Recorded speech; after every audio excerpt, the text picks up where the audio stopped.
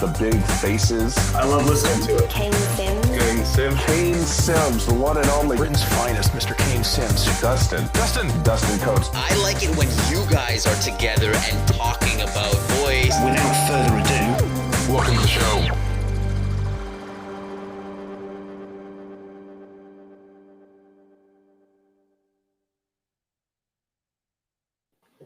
All right. Hello, ladies and gentlemen, boys and girls. Welcome to VUX World. I'm your host, as always, Kane Sims, and I'm joined today by Dan Mallin. Dan, welcome to VUX World. Kane, great to be here. I love the intro. That's awesome. It's cool, isn't it? It's cool. Funnily enough, fun fact, I don't know if many people know this, but the song that you're hearing is a song that I actually made myself when I used to do music production and all that lot. It's got loads of samples in it and all that lot, but yeah, all the arrangements, all the sampling, all the mixing, all that kind of stuff was done by yours truly. So there's a little bit of personal touch to that intro there, Dan. Does it run in the credits at the end? It does. It does. The credits are a mile long. It says production Kane Sims, song Kane Sims, cuts Kane Sims. Yeah, there you go. Just repeat. Repeat. That's it. But yeah, glad to have you along. Excited to jump into this chat about Lucy AI. Lots of interesting stuff happening in the world these days, in the workplace when it comes to conversational AI, obviously enhanced and fueled by COVID, which I'm sure we'll get into. But for those that don't know of yourself, Dan, for those that don't know about Lucy AI, do you want to tell us a little bit about yourself and what Lucy is? Absolutely. So, it's interesting. I'm a serial entrepreneur. I've been in the technology space, often enabling marketing automation, websites, interactive. So we have similar histories, right? All the way back to video production and I have this beard is gray. Yours is not gray. So I have a longer history. But today what we're doing is really the category is enterprise knowledge management. But the idea is very simply, I'm sitting at my computer in the enterprise. Turns out I'm not in the office, but that doesn't harm us at all. And I know that there's a piece of information somewhere. I know it's here, and it's how do I find it? And so Lucy leverages all of the kind of internal information in an organization and helps you find answers again through that chat type interface. It's an awe-inspiring experience where if I had 1 million PowerPoint slides, and I know the answer's inside there somewhere, and Lucy brings back the slide with the answer on it. It's just one of those moments you go, because I couldn't have done that in a year or 10 years. So just found the answer. So Lucy is, it's almost like how would you describe it? I don't want to use the word middleware because I don't think it is. It's more of a front end to a company's documents, presentations, potentially knowledge management systems, potentially things like CRMs, all of the above. Is that right? Yeah, it's if you were to think about it in old world terms, it's a unified search tool, right? So it unifies the search across all of your internal platforms. So, and search being normally finds you a document. Lucy doesn't find documents. Lucy focuses on finding you the answers from inside of your documents or data. There's I'll call 3 categories of data. The primary purpose of Lucy, the primary function is internally focused and not what we call unstructured data. So most data is referred to as structured data. It's columnar, it's in a database, it's in an Excel spreadsheet, it's it's raw data. But companies spend a lot of money converting data into knowledge. And mostly that's put into a Word document, a PDF, a PowerPoint. It might be in an audio file, it might be in a video file, right? And so what we want to do is leverage all of that information that has been converted to knowledge in a more usable form than a query against the database. And so Lucy literally can search through all of that at the same time. That data, those files, they can be stored in SharePoint, they can be filed in Box, Dropbox, they can be in Salesforce, they can be in kind of any repository, but not just any, all of them at the same time. So a typical implementation might be old SharePoint, new SharePoint, Box, and Salesforce. And so we have all of those, and you're asking the question. Lucy looks through all of those repositories and finds the answer from within that. So that's the first category and primary category of where the data resides. Second is third-party purchase data. So if you're using eMarketer, Business Intelligence Insider, some form of purchase data, we also query that for the same question at the same time. So you might get an answer from your, SharePoint, and you might get an answer from eMarketer next to each other. And so it gives you some validation. It also draws that forward.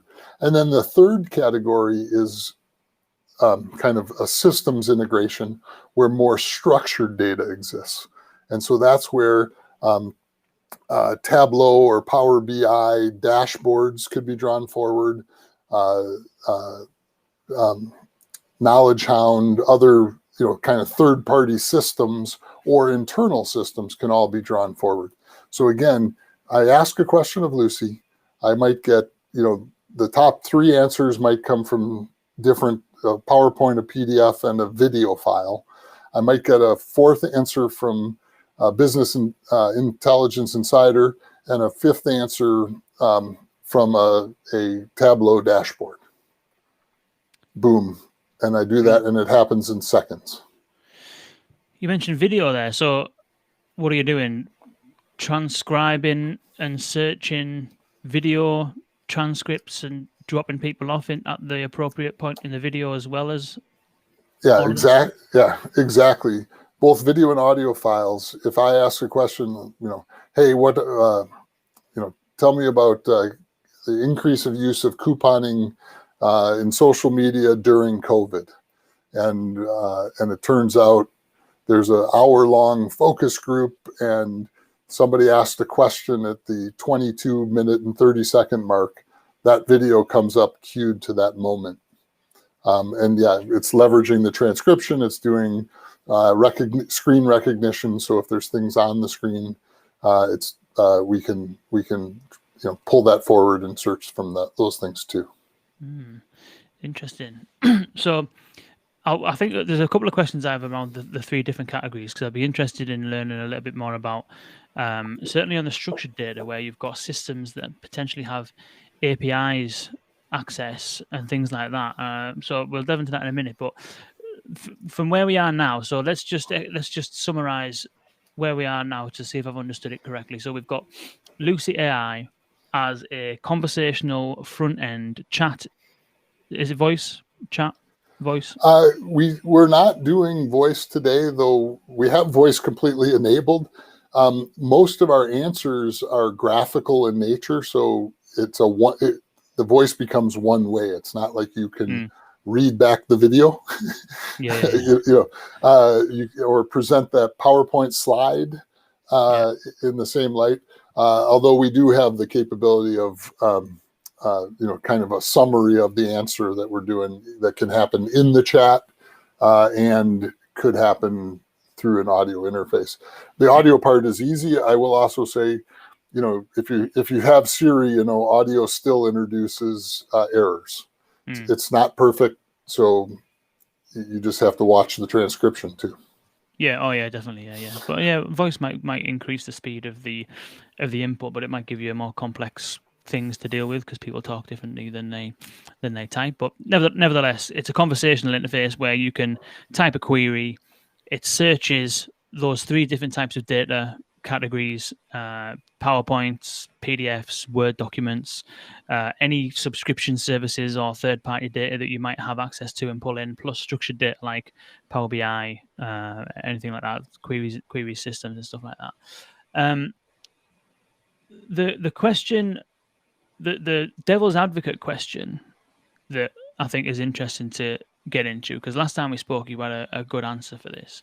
Not to put you on the spot or put too much pressure on the next response, but you were talking about essentially the problem that it solves. So what's the problem that it's like? Why don't people just open Power BI and look at the dashboard? Why don't people open the PowerPoint deck and just go to slide 12? Like, what's the real issue and the real problem that it's solving?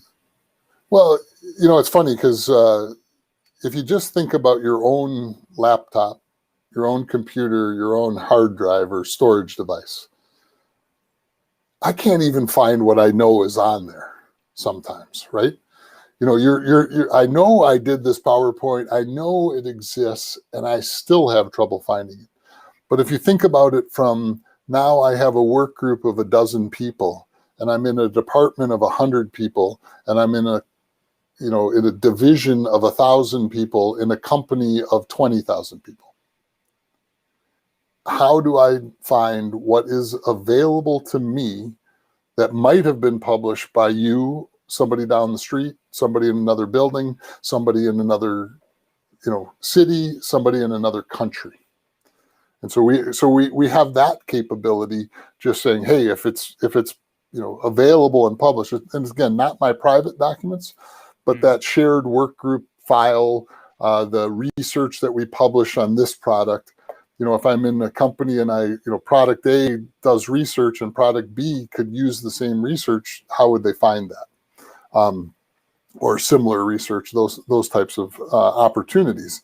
The second thing is, I need to know how. I need to be actively in each of those interfaces.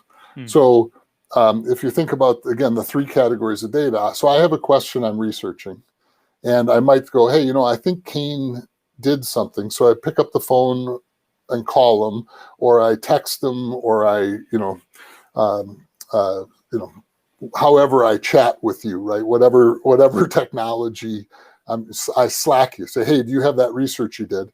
And then it becomes Kane, it becomes your problem to find it on your hard drive now, which I know I did it, and it's there somewhere, if I know who did it and where it was done. Second thing is then I have to log into each of the purchase research systems.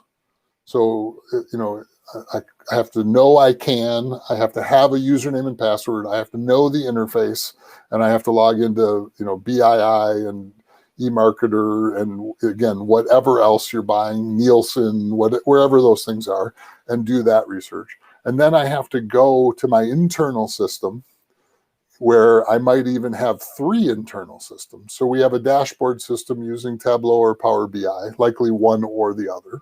And so I can look at those dashboards. But we're using Zappy for a different set of data.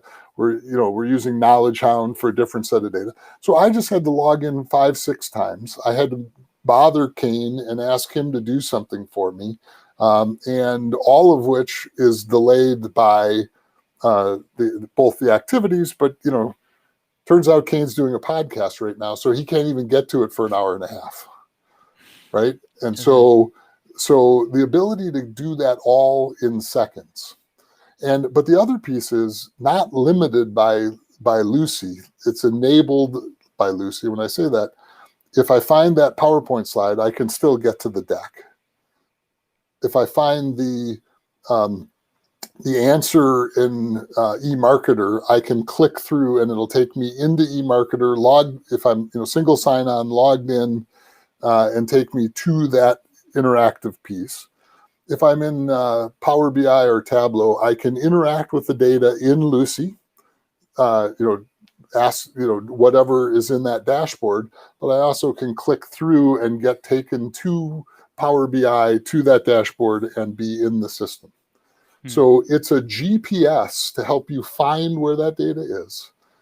If all you need is the answer that's on the screen, it's there for you. Boom, you're done. if you need more, if you need to interact with it, if you need to play with the data and empowered by the tool that is Power BI, go do it. We don't. Lucy isn't here to be a better Power BI or Tableau. Lucy's here to make sure you know it's there, available, and to you.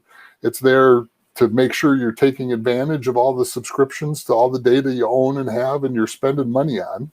And also all the data that you've spent money creating.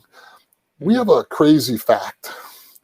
And this is from data storage company. So it's actually validated, but 90% of the PowerPoints, and it's really all related data, but we'll use PowerPoints. 90% of the PowerPoints created are never opened again after 90 days. Wow. So the company you just put 40 hours into building this PowerPoint deck. You presented it once. It's put on a SharePoint server, and it's just stored, never opened again. And so it's access to that. And the easiest way for me to redo it is to either just redo the work, and people are spending 20%, 30%, and as high as 40% of their time just looking for data inside these companies, big companies. So it's, how do I just get to the answer? How do I make decisions faster? How do I pull together the knowledge I need? How do I not redo the work? How do I not redeploy a survey for answers we already have? It saves a lot of time, a lot of money, and the time to decision can be, minutes versus, days, weeks, or months. Interesting. It's really interesting that, because for a long time we've kind of been talking about and drawing attention to different areas where conversational AI adds value, and a lot of the benefit, 9 times out of 10, the benefit is around what you've just described there: time saving, reducing friction, and those kind of things. And it's interesting how the benefits are the same most of the time, no matter where it's applied. But the area that it is applied it's finding the right area to apply it, where the real value is. And so, for example, I've got a slide that I present quite a lot, which is to demonstrate the value of having a voice interface on an app. And it's basically a Spotify screen with a podcast playing, probably VUX World or something similar. And if you wanted to go from playing that podcast to going into doing something else, like playing another song by another artist, you need to do about 19 clicks. You close it, you right. Press the search, you type the search, you tap the artist. So basically, the value of the conversational interface there is the exact same thing. It gets you to somewhere faster. It's a time saver. It's less friction. And you can apply that in loads of different areas. You can apply that to, the drive-through, which I've just seen. I can't remember the company now who's just got launched the recent drive-through application. You can apply it in a whole range of different areas. But the area that you found to apply it to is a problem that obviously exists. I've had that exact same problem this week while I've been trying to prepare some slides. I was giving a talk. In fact, it was last week. I was giving a talk last week at a company to a design team. And I knew that I had some slides around that had things on them that I've spoke about before. But I'm going through deck after deck after deck trying to find those few slides. You know what I mean? So it's interesting how you found the benefit's exactly the same. Maybe that's the universal benefit of a conversational interface. But the problem to be solved is a unique one that I think very few have really cottoned onto. Yeah, first of all, the conversational component, how we get it, what we're doing, isn't unique, right? People are asking questions and searching and doing things. We do some very unique things on the back end, and on the one of the biggest unique things is we don't ask you to move your data into our system. So our competitors all ask you to upload what you want in their knowledge management system into the knowledge management system. And so one of the uniquenesses is we don't, the data resides where it resides. We're not in the business of housing data. We're not the system of record.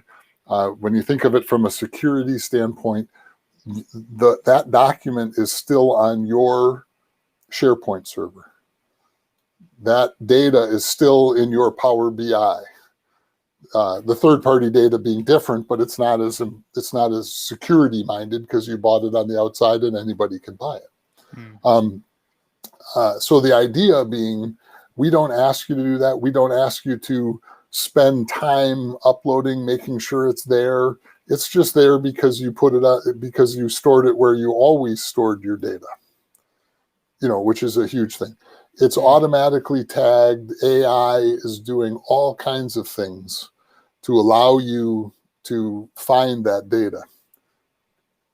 But we tag at the sub-component level, not the document level. So if you have a 1,000-page PDF and you make metadata tagging to what it is, you'll have, a series of things. Let's just say there's 20 keywords, 20 concepts, 20, components inside there. But I break it down into the section, break it down into a paragraph or a page or whatever. So if it's 1,000 pages, I might have 2,000 subsets of metadata. Interesting. Which is how we can bring it back. Everybody else is doing it at the document level, and so you get a document back. Yeah. Interesting. And so it's a huge differentiation, and it's all automated. You put a new file in SharePoint, a few hours later, it's available in Lucy. You delete a file, it gets deleted from Lucy. Nobody does anything in the process. Interesting. So how does this tagging work then? Is it, if it's completely and totally automated, obviously it's doing some degree of scanning and some form of indexing or something like that. But when someone then feeds a query to it, are you using natural language understanding to pick up on the right place to go in terms of the right subcomponent, or is it keyword driven? Well, I know it's not keyword driven. And as a matter of fact, we have this beautiful chart. It's we'll call it a bell curve. And so keywords give you answers. So but the answers are not nearly as precise, accurate, or valuable as a full sentence kind of, as I would ask you, similarly, that's the best way to communicate with Lucy. So, and again, keywords will give you answers, but they're not nearly as precise. And then if you get too complex in your question, like you really are asking 4 questions, we drop back down. It gets harder to do that. We need a really good single question, kind of thing, not a compound question. Yeah. Compound question you need to ask in iterations, and we're doing some things to break it apart and try to do that better. But the reality is, let's get you the answer to your question, just like I would ask you, or ask anybody down the hall. I'm at the water cooler. Hey, I'm really looking for the margin, sales margin analysis that we did on product X in market Y. Well, that's much better than, product X, market Y, kind of keyword searching. There's no context for keywords either, is there? You don't really understand the actual question. You just understand vaguely what the topic is, kind of thing. But interesting. So one of the value points you mentioned from this is that it stops people from going from one system to another, very much in the same way as the value of RPA, or robotic process automation, on the back end is stopping a human from going from one system to another. So that's an interesting proposition. But the question is, where does it manifest itself? Like, do people need to open a Lucy AI app in order to access Lucy AI? Or is it like a widget on the desktop? Is it like embedded in Salesforce? Like, how do people actually fire it up to use it? Right. So there's some various ways is the first answer, but Lucy today is primarily a website application. Often it's a link from some internal place, right? So you're looking at it and you click on, hey, I'm interested in Lucy, and it drives you to that Lucy interface. It is not an app, though it may be embedded similarly, into something. And not to announce something, but yesterday we actually have the ability to embed into other chat interfaces, not Lucy. And we rolled out the first one yesterday, and it's for a specific client in a specific time frame. So it actually so the On24 video platform, which runs kind of video, conferences and the like. So one of our large technology clients, software technology clients, is running a whole series of customer B2B customer conference on the On24 platform. And inside the platform now is an Ask Lucy. And if you so inside On24, they click on Ask Lucy, and up pops a chat window where they can interact with the content. And this is all their sales and marketing content around their products. Again, this is I don't even know how big they are. Let's call them a $50 billion software company. Wow. That's using it. So, and the cool part actually, as they roll it out, it will be public. So it's actually going to be, all you have to do is register to go to their event on On24, and you'll be able to see and interact with Lucy there. The interesting thing is most of our clients, we don't get the opportunity to talk about. Yeah. But recently, Pepsi, did some public sessions with us, webinar and more communication. So it's really cool that we can share and people can actually see and watch Lucy as part of that. But one of the crazy things is at Pepsi they call Lucy Ada, ADA, and it's named after Ada Lovelace, who was the first computer programmer ever. And so Ada and Stefan Gans, who's the client there in the global insights area at Pepsi, literally has I think it's a LinkedIn post where he tells exactly what the roadmap is. And he's got, we're going to roll it out to these first number of users, grow that to hundreds of users, roll it out to thousands of users, roll it out to more groups. And that's what's happening at Pepsi. So, we started with one group, and we now have 5 groups, 5 big areas, different areas working, and they continue to grow the expansion. Because Lucy is a tool that works very well for, a few hundred people, but it also works for a few thousand people. And again, we talk a lot about marketing, research, and insights because that's a little bit about our history. We worked with those groups, so we understand how to communicate. But we have people rolling her out for, sales automation. We have people rolling Lucy out for IT documentation. How about one of the world's largest insurance companies who has all of their IT documentation in Lucy? And so you say, how do I connect this system with that system? And so it's their subject matter expertise in IT for the, literally 8,000 IT people in the company. Interesting. It could be HR. Again, where do you have volumes of information that you need to share and bring forward? It works anywhere. Operations manuals. It works anywhere. We had one client put in literally, it was the service manuals for aircraft engines. And Lucy would bring back the right answer, the right piece of information when you asked the question, about this valve and how do I adjust it, and boom, you're there.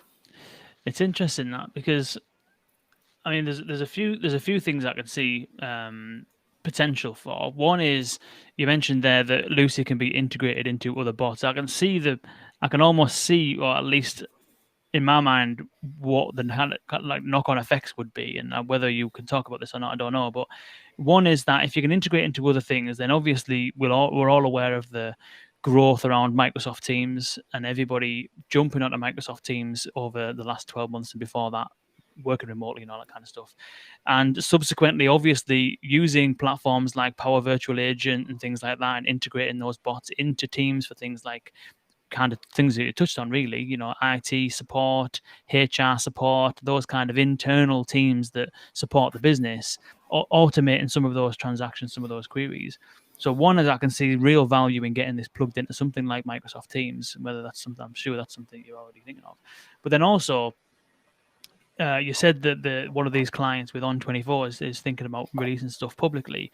I'm starting to think the more you talk about it and the more I hear about it, I'm not clear necessarily on the difference between exactly what you've been describing, searching internal knowledge bases, internal documentation, getting people answers, and also searching public-facing systems and information and etc. that is intended to be public facing, like you're talking there, IT documentation, but that could just as easily be insurance policy documentation, or it could just as easily be password reset information, or whatever the case may be that customers on the front end would find value for. So I'm just wondering whether this internal system is step one, and whether things like integrating with Teams, integrating with other environments and platforms, potentially front end. I'm not asking you to release the roadmap, but it seems to me like a logical place for this is why stop at the internal?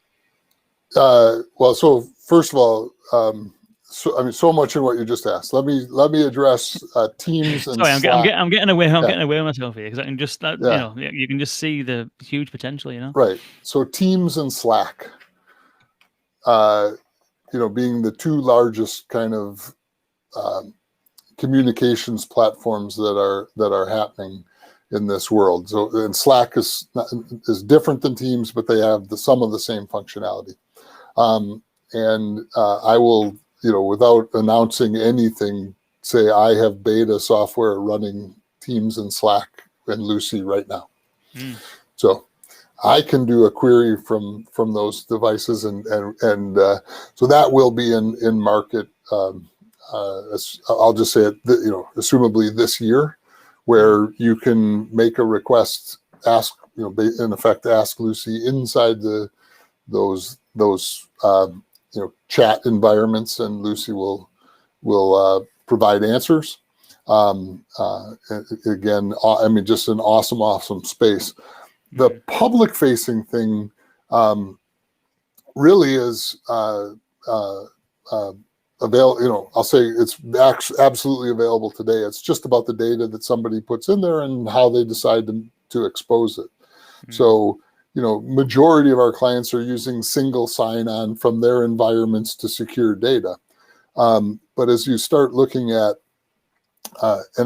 there's a middle layer, which is sales automation. So it's really public information, but it's enabling the salespeople to find it so they can disclose it to the prospect, right? But it's almost the same information that they would put on the website or somewhere else. So we're already doing that public information side. So what I described in the On24 environment, I mean, yeah, you're registered to attend their event, but that registration is literally, here's my email address, right? You're attending a public forum. It used to be a week-long thing that people would travel to, but now it's a months-long thing that kind of happens where they have different sessions and content and again, so it's still behind a firewall, but it's very publicly available. It's just you have to tell me who you are, kind of piece. But there's no reason that Lucy can't be part of your part of a website and being publicly available too. We don't have, and again, in that kind of, we've had the likes of, I'll call it a appliance manufacturer, air conditioning manufacturer, those kinds of devices where they have lots of manuals and need, again, when I'm going to, I just got a new dishwasher. I'm going to the website to find the manual. Well, I'm not going to the website to find the manual. I'm going to the website to find an answer. What they provide me is the manual. But what would happen if they actually could just answer the question? Like, how do I load the water softener salt in my dishwasher? Okay, that's what I want to know. I don't want the manual. I just happen to have to download the PDF. I have to find that answer in the PDF, and then I have to do it. But I really just want to know how to do it. So it's that type of it's a granule inside of the document as opposed to the document. But right now everybody thinks, and again, this is every manufacturer of appliances. You go to their websites, what can you get? The manual. Yeah. And most of the time they're all PDFs as well, which, right. I don't know what it's like in the US, but in the UK, PDFs are, and in Europe as well, PDFs are definitely frowned upon from an accessibility standpoint because they're never marked up properly. Headers are just text in bold rather than properly formatted, so screen readers can't read them, and they're just generally try viewing one on a mobile device as well, and they are just absolutely horrendous. Right, where Lucy actually has the capability of asking that again from we call it ADA compliance, which is American Disabilities Act. And so the idea is while a PDF isn't necessarily ideal, Lucy can make it better because we can find that answer. The problem being there's still the potential of it's a chart. Here's the image. There's text around the image, and we can present the text. But end of the day, and the screen reader can read our answer. But again, when it refers to image A and pour it in that, slot mark 12 on the image. I can't interpret that for people. Yeah, or the image with the blank alt tag, which is always the case. Or sometimes those PDFs are just flat documents themselves, aren't they? Scans of letters and all that kind of stuff, which is not good for the users. But it got me thinking there. I was talking to someone the other day who, we were talking about, because you're talking there around policy documentation, you're talking about manufacturers releasing, here's everything you need to know about this appliance. Boom, there it is in a big, massive, long document. But lots of websites work in the exact same way. Here's a page with a title, and it's on there somewhere. You know what I mean?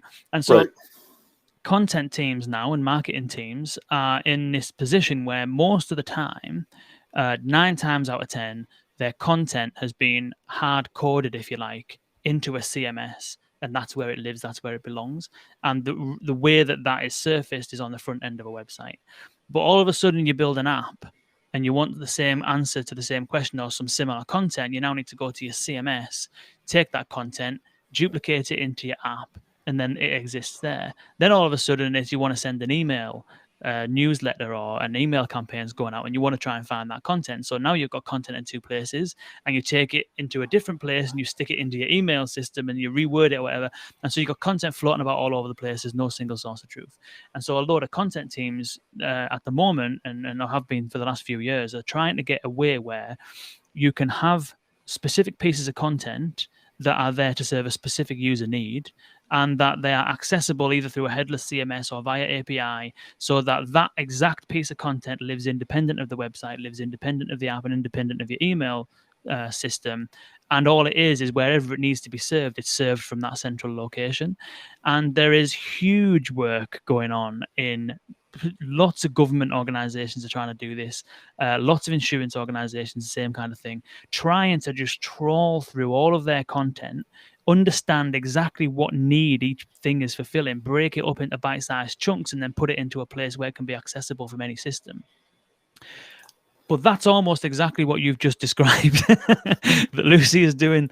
Is that, broadly speaking, how it's working? Is it's trying to find the exact piece of content that solves a specific need? And so how do you think that is there value in this solution for those kind of teams looking at trying to organize their content more sensibly? Yeah, well, so I mean, first of all, I've been those teams historically. I go back, and I'm going to go really date myself, but in the 90s, I had a database. So I worked at 3M in the 90s, early 90s, like 92. And I used to have a database that published a CD-ROM of 26, it was 2,600 products for a division inside 3M. And we published this CD. And so when the internet came out and when we launched 3m.com, the first content there was those products, which I wrote software to publish the same database to the web. So like literally, you're describing a problem that I was working on in 92. So my mind might be imploding just a little bit. So one of the things, and again, this is the time to market. So when you're trying to solve that problem and finding the data, and I believe in what you said, you need content and reusable content. You need to pull it out and push it and be able to put it in a brochure and put it on a website and put it in a chat as required. So 100% with you on that. But the same statement is, and then you need to build a data lake, and then you need to be, a data warehouse, data lake, data mart, all these words. You need the CMS, you need all these things. And so part of what Lucy was designed to do is not need any of that. But it's not necessarily for all the places you could use that. So it doesn't really stop those projects, but it immediately enables you to get to do what we need to do. So our implementation timelines, 6 weeks, 8 weeks. And so, and we, if there's a reticence in the process, it's people are saying, well, we have to get our data organized. And my answer is, no, you don't. It's already there. You already have it. You're thinking that, so, people, and I just had a big insurance company, come back saying, we really got to get our data organized. That's just an excuse, and somebody wants to do a project and all kinds of things. And it's not that you don't need to get your data organized, but you already have work group folders, you already have storage things. This is internal, not external. You want to make sure that we're not publishing the wrong stuff. But remember, inertia is a hell of a thing in organizations, right? These bodies at rest are going to stay at rest.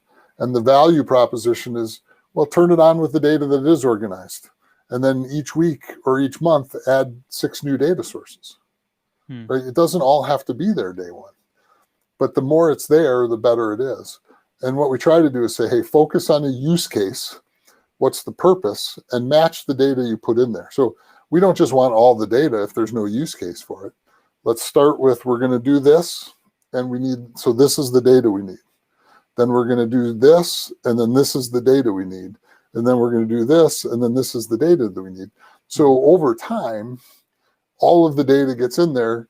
It comes up on use cases. But the other cool part is, because it's a learning system and it's AI, you did the first use case and Lucy learned, 100 new acronyms and 50 new concepts and all kinds of things as part of that implementation. We do the second, Lucy learns 6 new acronyms because the other 100 already apply. And then all of a sudden you're doing the 16th implementation and there's just 1 new acronym, right? So have a small group of people with a very good use case with the matching data and begin that training, because that training will apply to everything else. But if you wait a year or 2 years to fix your data, then, I have, 20-something kids who think they should just FaceTime me any time of the day. At least all your smart speakers don't ring when your phone goes off. My phone goes off, the whole house vibrates and shakes.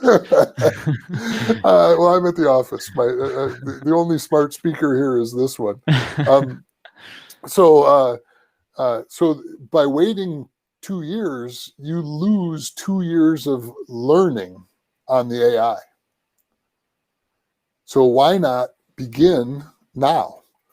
Pick 50 people, a use case, and these 3 SharePoint files, SharePoint areas. Then put another 150 people in this use case and 6 more SharePoint, and then you add Power BI, and make your own roadmap of knowledge management. And as long as the knowledge that the first group of people needs is available, you can drive success. The other thing is, there's an element of organizational change management, because the old world was knowledge is power, right? So I'm the expert. You have to come to me for that expertise, so on and so forth. Well, with baby boomers retiring, all kinds of other things, corporations have realized that's not a good system, because the knowledge is walking out the door. And so what we need to do is get the organization to understand that publishing is powerful and valuable, sharing your knowledge, and then allowing you to do that. So, I talked about the insurance company with using IT. So there's a process in Lucy. I ask a question, and the CIO has said inside this organization, please ask Lucy first. So you ask, and then it says, Lucy asks you, did you find what you're looking for? And if the answer is no, it kicks off a methodology where it publishes to their subject matter experts with an existing system where they can answer the question. So level 2 is a subject matter expert answers the question. But the amazing thing is that repository is also in Lucy. So once they've answered it there, next time it's available in Lucy. So over time, all questions end up back in Lucy, even if it takes a subject matter expert to provide you the answer. So the way to get to the subject matter expert is first ask Lucy. If Lucy doesn't know the answer, and again, it's a learning system, and there's always 2 questions. Does Lucy not understand? And the answer is there, which we have a methodology to fix those flaws. But those flaws are just that's the AI learning, right? And sometimes it takes manual intervention, but that all happens, but then it's done. The second thing is the data available in Lucy. If not, do we need to find another data source to attach, or do we need to create that data for Lucy? And so here they're creating the answers on the fly that feed back into Lucy. So the whole repository grows every day with every question that Lucy doesn't know is still adding value to the Lucy and the process. But Lucy is the front end of that process. That's a good idea. That it's basically exactly like Alexa answers, isn't it? Amazon can't answer a question, and they send it to the community answer it, feed it back in. But it's a good way of solving for them bottlenecks, because every department and every team has someone who's been there 10 years, 20 years, knows absolutely everything, knows all the workarounds, knows this and that. And if they get hit by a bus, the whole team is screwed. The organization is screwed, And so having that methodology where it actually escalates a question to people for them to answer it, it's like a drip feeding, iterative way of taking that knowledge out of the bottleneck and getting it into the system, which I really like. I've got two more questions, which I think would be nice to touch on. You've alluded to both of them. One is there was one I had before that. Now my memory's gone. One was about the implementation timelines so one was about the implementation timelines and what's involved in the implementation. But first, we'll do the thing that skipped my mind again. What is it? Implementation. Let's do implementation timelines first. Actually, so you mentioned that it's 6 to 8 weeks, and hopefully the other question will come back. 6 to 8 weeks or so for implementing. What's involved in that? I've got it. It's come back to me. You mentioned use cases and prioritizing. So finding an area to start, doing it there. Maybe it's one team, maybe it's one system, finding a use case to start with.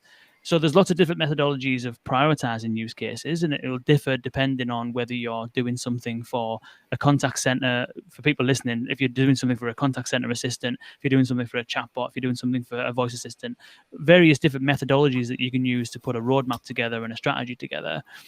How do you approach deciding where to start and what use cases to start with? Because it's different internally, isn't it? You're working with internal teams, internal documentation. What kind of thought process do you use to find out where to start? Well, the easiest answer is there's a product champion, somebody who's trying to do something in an organization. So they probably lead you to that first use case. That said, if you're doing more of a strategy session, we start doing persona modeling. We'll use some terms that everybody knows and understands, right? We want to understand who the user is and what they want, what they're trying to do. Then when you're trying to prioritize, there's a couple things. What is the value proposition? What is the value to the organization if these people can do things better and faster? How easy is it? Meaning, is the data readily available? Are the systems and processes readily available for the individuals? Those types of things. And so we try to help them, prioritize where they're going to get the most bang for their buck, where including what's, low-hanging fruit. So we talked about, category one being all of those SharePoint, Box, Dropbox kind of repositories. And so those are all pre-integrated. When I say that, our customer success team has a point-and-click interface, and there's some process, and there may be some tokens and integration to make sure the security layers are there, but that's done without development. So the more we're in that space, the faster, easier it goes. As you start getting into Tableau and Powered BI, known systems, known APIs, but there's still actual work to be done to connect the two and select the right ones and get everything, to get everything configured. That requires a mini project to do, as opposed to just a customer success person. And then custom systems inside an organization that may have an API or not, that may, that's an integration, again, a mini project, but a bigger version of that. Depending on how enabled it is. But assuming it's enabled to be able to do these types of things, and so ideally we start with the first category, and really the second category being third-party data that we already know about too. There's some third-party data we don't know about, so that's again a mini project. But if we can identify things that are already integrated, it's click, click, click, click, and then there's some ingestion time where the computer Lucy needs to spend some time literally reading all the documents, listening to all the documents, watching all the videos. And once she does that, she's ready to roll. Nice. That is good. I like that. So I'm sorry, I'm just trying to put this thing up here because I'm going to ask you where people can go to try it. But I think I know because I've just Googled it. It's lucy.ai. There you go. So do that. Do head to lucy.ai if you want to try this out. What I'll do is in the show notes, I'll definitely put the Pepsi webinar that you referenced. That'll definitely go in there. And is there anywhere else you'd recommend people to go, Dan, if they want to follow Lucy AI? If they're interested, what's the best thing for them to do? Well, we're out there on social media, which you can get to from Lucy.ai. We have a whole series of seminars and webinars scheduled yet this year, where there'll be more opportunities to see and learn. And then the last piece is we're as events start back up, you will be able to see us out in I assume out in the world. I could probably email you some events to put there. We just signed some contracts this week to participate and sponsor, and there is one of which is in the UK. So, wow. Assuming they'll let me in, I am double vaccinated. I have a passport. We'll see if they'll let me in. Good. Well, those two things are for a good start. So fingers crossed. Well, yeah, definitely we'll put those links in there, and hopefully, if you are in the UK, maybe we'll get a chance to have a beer. That'll be nice. To go, I want to go to a pub. I want to. So do I. Yeah. Mate. It's been feels like forever now. I have actually snuck to a couple of pubs here and there, but yeah, no, it's been an absolute pleasure, Dan. Really appreciate you spending some time with us, and definitely people who are tuning in, whether be that on LinkedIn, YouTube, or on the podcast, do check out Lucy.ai, and won't see you next week because I'm on holiday next week, taking a well-deserved break, he says. And we'll be back the week after. I think we've got Avaya on the podcast the week after. I think I'll double check, but there's someone coming up. I'm sure it's going to be fun. So we'll see you all in a few weeks' time.